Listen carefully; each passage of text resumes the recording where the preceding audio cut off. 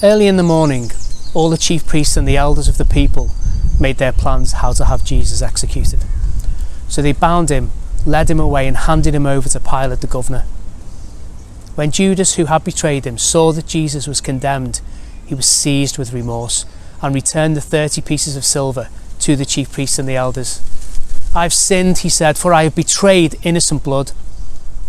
"What is that to us?" they replied. "That's your responsibility." So Judas threw the money into the temple and left. Then he went away and hanged himself. The chief priest picked up the coins and said, "It is against the law to put this into the treasury, since it is blood money." So they decided to use the money to buy the potter's field as a burial place for foreigners. That is why it is being called the Field of Blood to this day. Then what was spoken by Jeremiah the prophet was fulfilled.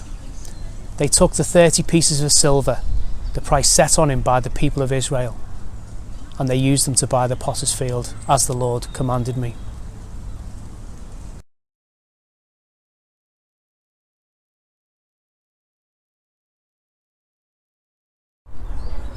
Meanwhile, Jesus stood before the governor, and the governor asked him, "Are you the king of the Jews?" "You have said so," Jesus replied. When he was accused by the chief priests and the elders, he gave no answer. Then Pilate asked him, "Don't you hear the testimony they're bringing against you?" But Jesus made no reply, not even to a single charge, to the great amazement of the governor. Now, it was the governor's custom at the festival to release a prisoner chosen by the crowd. At that time, they had a well-known prisoner whose name was Jesus Barabbas.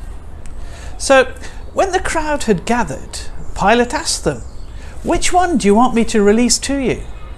Jesus Barabbas or Jesus, who is called the Messiah?"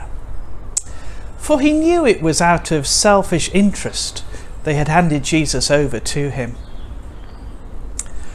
While Pilate was sitting on the judge's seat, his wife sent him this message: "Don't have anything to do with that innocent man, for I have suffered a great deal today in a dream because of him."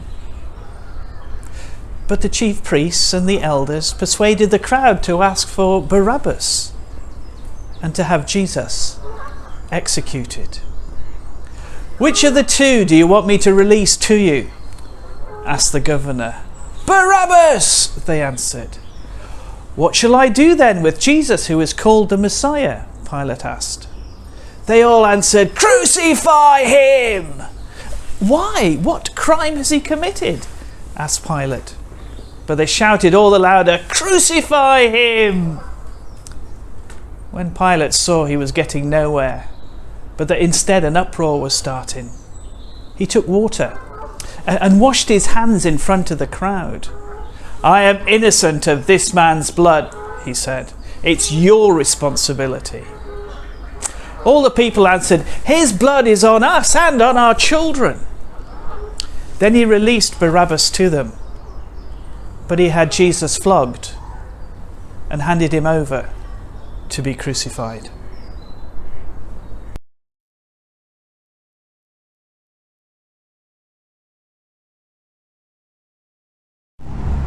Then the governor's soldiers took Jesus into the praetorium and gathered the whole company of soldiers round him. They stripped him and put a scarlet robe on him, and then twisted together a crown of thorns and set it on his head. They put a staff in his right hand, and they knelt in front of him and mocked him. "Hail, King of the Jews," they said. They spat on him and took the staff and struck him on the head again and again. After they had mocked him, they took off the robe and put on his own clothes. Then they led him away to crucify him.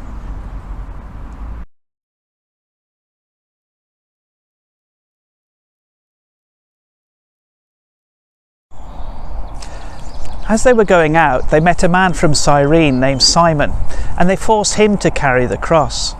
They came to a place called Golgotha, which means the place of the skull. There they offered Jesus wine to drink, mixed with gall, but after tasting it, he refused to drink it. When they had crucified him, they divided up his clothes by casting lots. Above his head they placed the written charge against him: "This is Jesus, the King of the Jews." 2 rebels were crucified with him, one on his right and one on his left. Those who passed by hurled insults at him, shaking their heads and saying, "You who are going to destroy the temple and build it in 3 days, save yourself! Come down from the cross if you're the Son of God." In the same way, the chief priests, the teachers of the law and the elders mocked him. "He saved others," they said, "but he can't save himself. He's the King of Israel. Let him come down from the cross and we'll believe in him. He trusts in God. Let God rescue him now if he wants him, for he said, 'I am the Son of God.'" In the same way, the rebels who were crucified with him also heaped insults on him.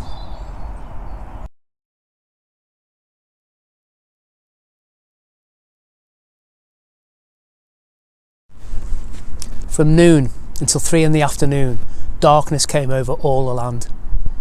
About 3 in the afternoon, Jesus cried out in a loud voice, "Eli, Eli, lama sabachthani," which means, my God, why have you forsaken me?"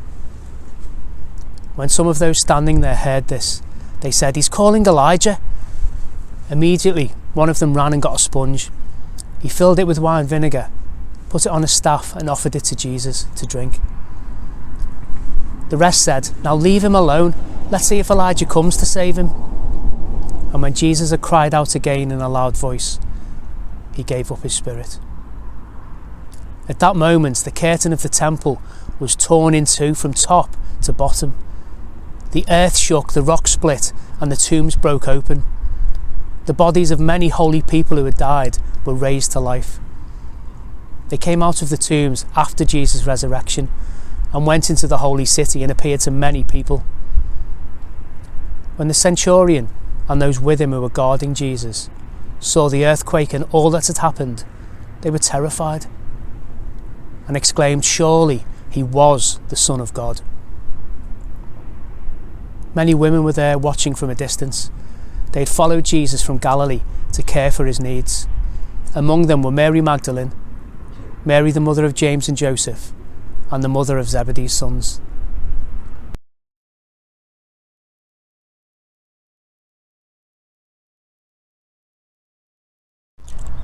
As evening approached, there came a rich man from Arimathea named Joseph, who had himself become a disciple of Jesus. Going to Pilate, he asked for Jesus' body, and Pilate ordered that it be given to him. Joseph took the body, wrapped it in a clean linen cloth, and placed it in his own new tomb that he had cut out of the rock. He rolled a big stone in front of the entrance to the tomb and went away. Mary Magdalene and the other Mary were sitting there opposite the tomb.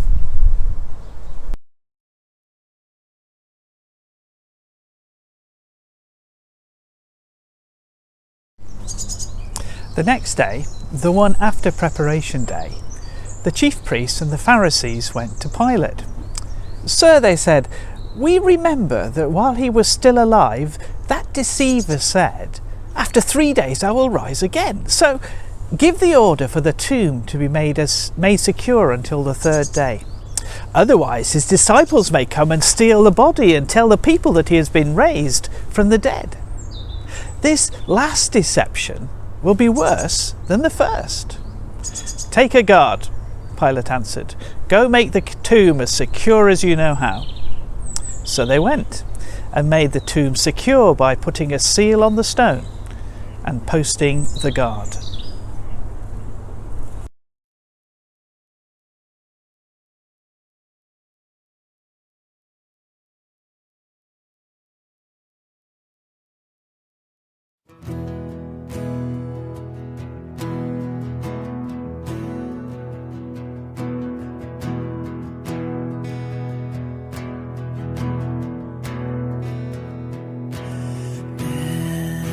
Sorrows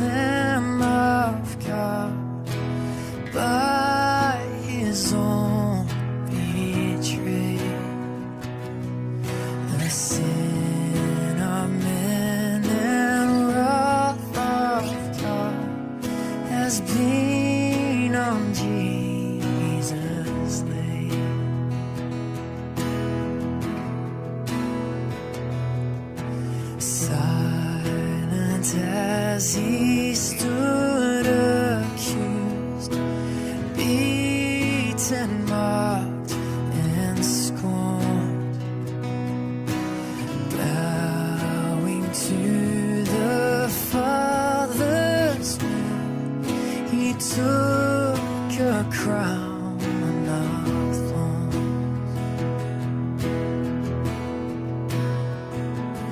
Oh, that rugged cross, my salvation,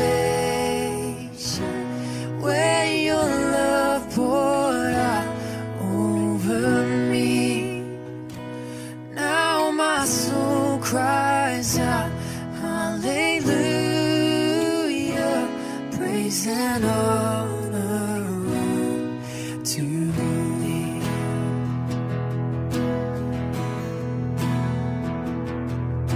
Sent of heaven, God's own Son, to purchase and redeem and reconcile the very ones who nailed him to that tree.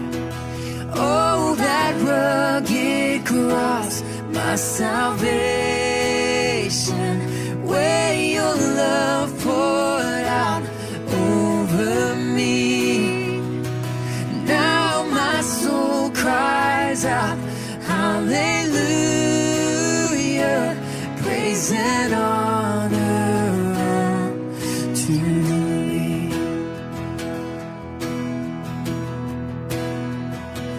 Now my debt is paid, it is paid in full by the precious blood that my Jesus spilled. Now the curse of sin has no hold on me. Whom the Son sets free, oh, is free indeed. Now my debt is paid, it is paid in full by the precious blood that my Jesus spilled. Now the curse of sin has no hold on me. Whom the Son sets free, oh, is free indeed. Oh, that rugged cross, my salvation, where your love poured out over me. Now my soul cries out, hallelujah, praise and honor to thee.